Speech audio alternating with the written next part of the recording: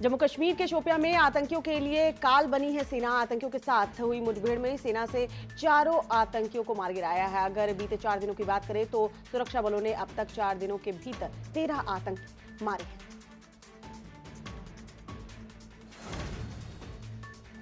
Corona report negative आने के बाद दिल्ली सीएम अरविंद केजरीवाल ने प्रेस कॉन्फ्रेंस की है। केजरीवाल ने लोगों से सोशल डिस्टेंसिंग का पालन करने की अपील की है।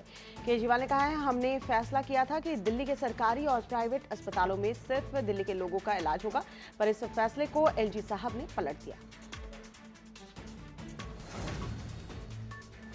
अयोध्या में भव्य राम मंदिर निर्माण का काम शुरू होने से पहले शिव की आराधना की गई है। राम जन्मभूमि परिसर में कुबरेश्वर महादेव का रुद्राभिषेक किया गया है। महादेव का रुद्राभिषेक महंत कमल नयन दास ने किया है।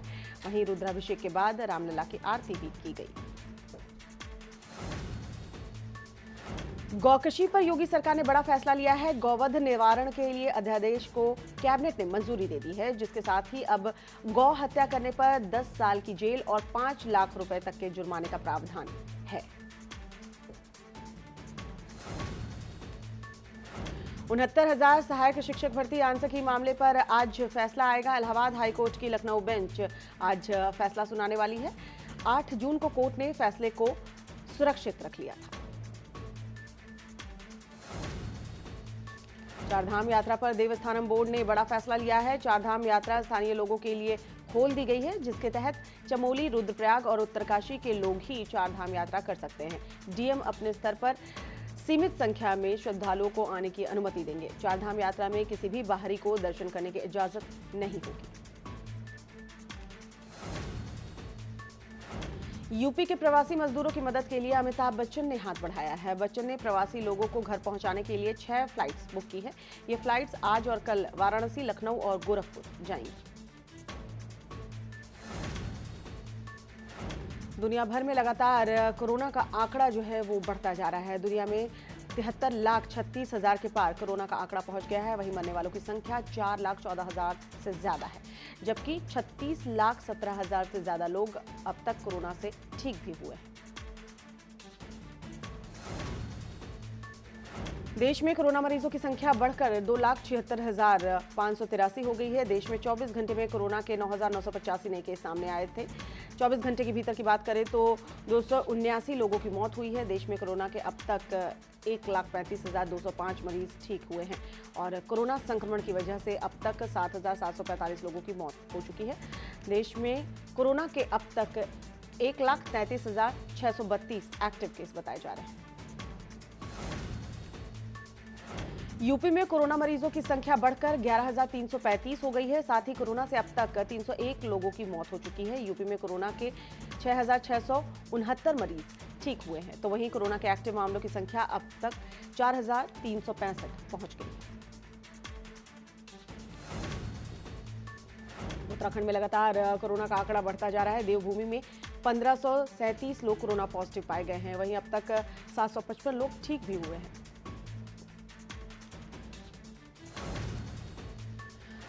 राजधानी दिल्ली में भी कोरोना का ग्राफ थमता नजर नहीं आ रहा है। दिल्ली में 31,000 के पार कोरोना मरीजों की संख्या जो है वो पहुंच गई है। दिल्ली में 24 घंटे के भीतर रिकॉर्ड 1,366 मरीज सामने आए हैं। दिल्ली में अब तक कोरोना से 905 लोगों की मौत हो चुकी है। यूपी की राजधानी लखनऊ में 24 घंटे में 12 नए केस सामने आए हैं, जिसके साथ ही कोरोना मरीजों की संख्या जो है 480 पर पहुंच गई है। वहीं लखनऊ में अब तक 7 लोगों की मौत कोरोना संक्रमण की वजह से हुई है। मेरठ में भी कोरोना के 7 नए मामले सामने आए हैं। जिले में 539 लोग कोरोना पॉजिटिव हैं। वहीं जिले में अब तक 41 लोगों की मौत हो चुकी है।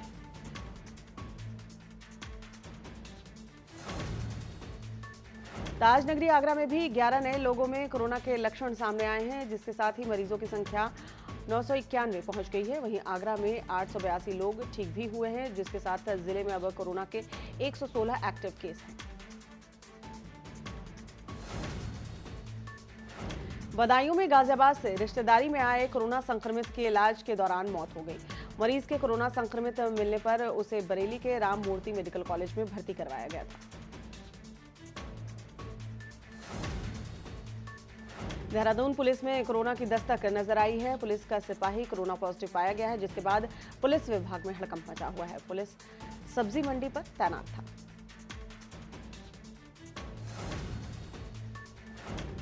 फर्रुखाबाद में कोरोना का ग्राफ लगातार बढ़ रहा है। 4 नए केस सामने आने के बाद जिले में पॉजिटिव मरीजों की संख्या 56 पर पहुंच गई है।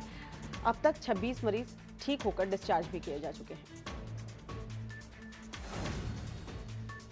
कन्नौज में आदर्श नगर इलाके में एक हफ्ते के भीतर 2 अलग अलग वार्ड में कोरोना पॉजिटिव मरीज मिलने से हड़कंप मच गया है। नगर पंचायत के अधिशासी अधिकारी दीपक शर्मा ने बताया कि दोनों वार्ड को हॉटस्पॉट चिन्हित कर सील किया गया है। सभी घरों को सैनिटाइज कराया जा रहा है। वहीं उन्होंने दुकानदारों को भी चेतावनी दी है कि ग्राहकों को सामान देते वक्त मास्क और ग्लव्स जरूर पहनें। उत्तराखंड के सीएम त्रिवेंद्र सिंह रावत ने प्रधानमंत्री नरेंद्र मोदी के साथ वीडियो कॉन्फ्रेंसिंग पर बात की है। कॉन्फ्रेंसिंग 4 धाम यात्रा समेत कई मुद्दों पर चर्चा हुई है। उत्तराखंड में पुनर्निर्माण काम पर प्रधानमंत्री मोदी ने भरोसा दिलाया कि धन की कमी नहीं होने दी जाएगी।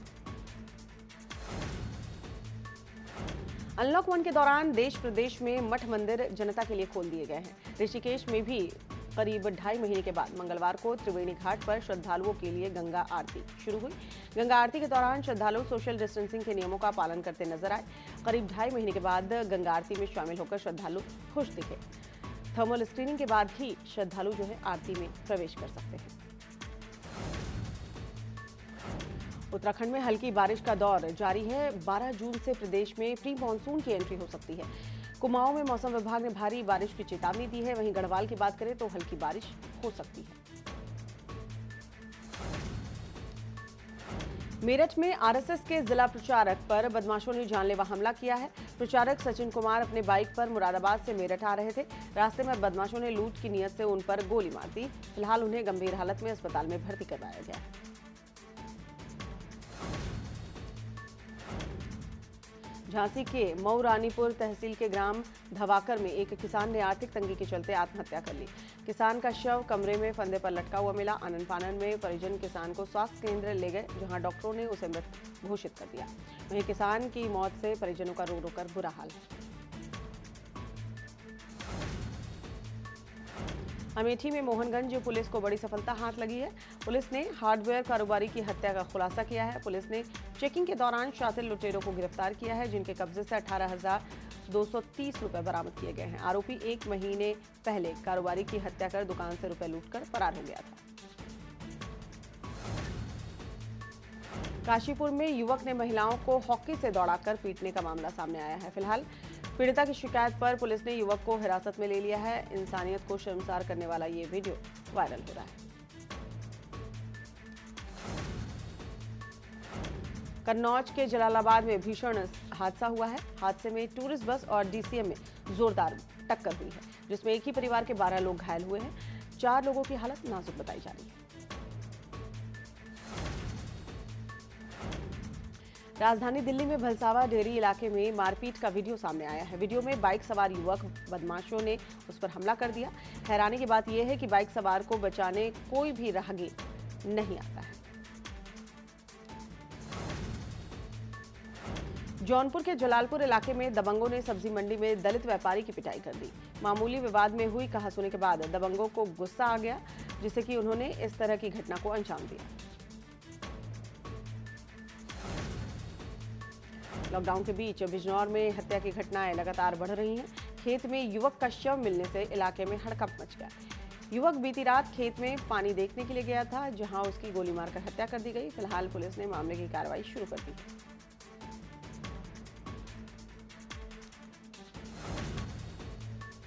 अमेठी में जमीनी विवाद पर जमकर लाठी डंडे चले हैं, जिससे कि हिंदू वाहिनी कार्यकर्ता के साथ कई लोग घायल हो गए। सभी घायलों का स्थानीय सीएससी में इलाज चल रहा है। वहीं गंभीर हालत को देखते हुए वाहिनी कार्यकर्ता को जिला अस्पताल सुल्तानपुर के लिए रेफर कर दिया गया है। कौशाम्बी में क्रिकेट मैच में हुई मामूली कहासुनी के बाद पूरा गांव अखाड़ा बन गया। देखते ही देखते गांव में जमकर लाठी डंडे चलने लगे। इस हमले में 10 लोग घायल हुए हैं। सूचना मिलने पर कई थानों की पुलिस मौके पर पहुंच गई और मामले को शांत करवाया। फिलहाल घायलों का इलाज किया जा रहा है।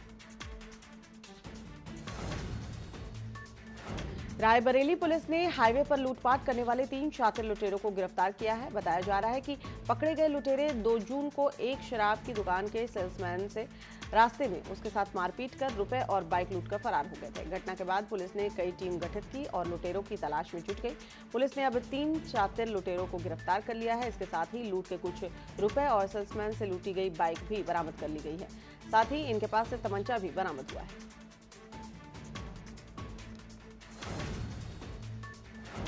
फर्रुखाबाद के बरौन L1 अस्पताल में मरीजों के खाने को लेकर बवाल मचा हुआ है। मरीजों का खाना डॉक्टरों द्वारा खा लेने के एक CDO के बयान के बाद डॉक्टरों ने हड़ताल कर दी है। उधर एक मरीज ने दाल में कीड़े और जली हुई रोटियों का वीडियो वायरल किया है। वीडियो में रोटियां जली हुई नजर आ रही हैं। वहीं DM मानवेंद्र सिंह ने बताया कि L1 अस्पताल में खाने की कोई अव्यवस्था नहीं है। खाना वितरण की वीडियोग्राफी करवाई जा रही है। मरीजों को सही खाना दिया जा रहा है। जौनपुर के सराय ख्वाजा थाना के भदेठी गांव में बकरी और भैंस चराने को लेकर बच्चों के बीच विवाद हो गया। 2 पक्षों में मारपीट और हिंसक झड़प हुई।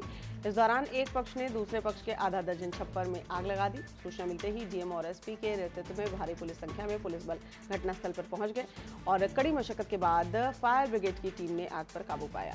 पुलिस ने मामले में मुकदमा दर्ज कर लिया है। कई लोगों को गिरफ्तार भी किया गया है। चंदौली में चक्रोड नापी को लेकर 2 पक्षों को लेकर जमकर विवाद हुआ है। कहासुनी में एक पक्ष ने दूसरे पक्ष को गोली मार दी है। गोली लगने से 2 लोग घायल हो गए हैं। वहीं गुस्साए ग्रामीणों ने गोली चलाने वाले को जमकर पीटा है, जिसके बाद तीनों घायलों को जिला अस्पताल में भर्ती करवाया गया, जहां से उन्हें ट्रॉमा सेंटर रेफर किया गया है। बुलंदशहर में बदमाशों ने छत पर सो रहे युवक की गोली मारकर हत्या कर दी। बदमाशों ने युवक के सिर पर गोली मारी। घटना के बाद मौके पर पहुंची पुलिस ने मामले की जांच शुरू कर दी है। सुल्तानपुर में घर की छत पर सो रहे युवक की गला रेतकर हत्या कर दी गई। घटना की जानकारी मिलते ही पूरे गांव में सनसनी फैल गई। मौके पर पहुंची पुलिस ने शव को कब्जे में लेकर पोस्टमार्टम के लिए भेजा है। साथ ही बदमाशों की तलाश करने में जुटी हुई है।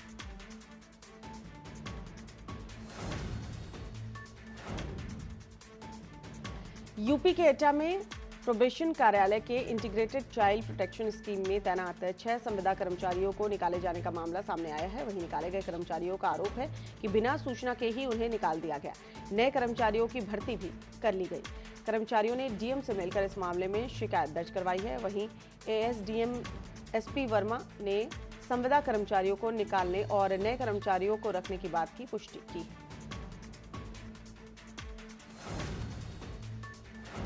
रुड़की में वन और उद्यान विभाग की लापरवाही के चलते वन माफिया हरे पेड़ों को निशाना बना रहे हैं। पुलिस की चेकिंग के दौरान तस्कर आम की लकड़ी से भरा ट्रैक्टर ट्रॉली छोड़कर मौके से फरार हो गया। पुलिस ने फिलहाल ट्रैक्टर चालक के खिलाफ मुकदमा दर्ज कर लकड़ी से भरे ट्रैक्टर ट्रॉली को कब्जे में लिया है। आलिया अपनी हाउस हेल्प के बर्थडे को लेकर चर्चा में चल रही हैं। इस वीडियो को आलिया की हाउस हेल्प राशिदा शेख ने अपने सोशल मीडिया अकाउंट पर शेयर किया है। इस वीडियो में आलिया और शाहीन भट्ट राशिदा का बर्थडे सेलिब्रेट करते नजर आ रहे हैं। सुशांत सिंह राजपूत जैसे कई बड़े स्टार्स की मैनेजर रही दिशा सालियान ने आत्महत्या कर ली है। वो मुंबई की एक बिल्डिंग में 14वीं मंजिल पर मौजूद थी और वहीं से कूदकर उन्होंने आत्महत्या कर ली। फिलहाल पुलिस मामले की छानबीन करने में जुटी हुई है। इन दिनों अमिताभ और आयुष्मान की आने वाली फिल्म गुलाबो सिताबों के मेकिंग का वीडियो वायरल हो रहा है। वीडियो में सेट पर स्टार्स की मस्ती देखने को मिल रही है। अमिताभ और आयुष्मान मस्ती भरे अंदाज में शूट करते नजर आ रहे हैं। लॉकडाउन के बीच पार्ले बिस्किट में जमकर पार्ले बिस्किट की बिक्री हुई है। 5 रुपए में बिकने वाले पार्ले बिस्किट के 82 साल पुराना रिकॉर्ड जो है वो टूटा है। लॉकडाउन में घरों से निकलने वाले मजदूरों ने पार्ले बिस्किट जमकर खरीदी है। साथ ही लोगों ने घरों में भी पार्ले बिस्किट के स्टॉक जमा कर लिए। आपको बता दें, पिछले साल अगस्त में एक रिपोर्ट आई थी जिसमें पार्ले जी की डिमांड घटने की बात सामने आई थी। खासकर 5 रुपए वाले पैकेट की बिक्री घटने का जिक्र किया गया था। उस रिपोर्ट में कहा गया था कि पार्ले प्रोडक्ट्स की मांग में सुस्ती की वजह से 8,000 से 10,000 लोगों की छटनी करनी पड़ सकती है। कंपनी ने सरकार से मदद मांगी थी। शॉपिंग वेबसाइट फ्लिपकार्ट पर 9 जून से सैमसंग की सेल चल रही है। इस सेल में सैमसंग चुनिंदा स्मार्टफोन्स पर भारी डिस्काउंट दे रही है, जिसमें भारी कैशबैक और नो कॉस्ट EMI शामिल है।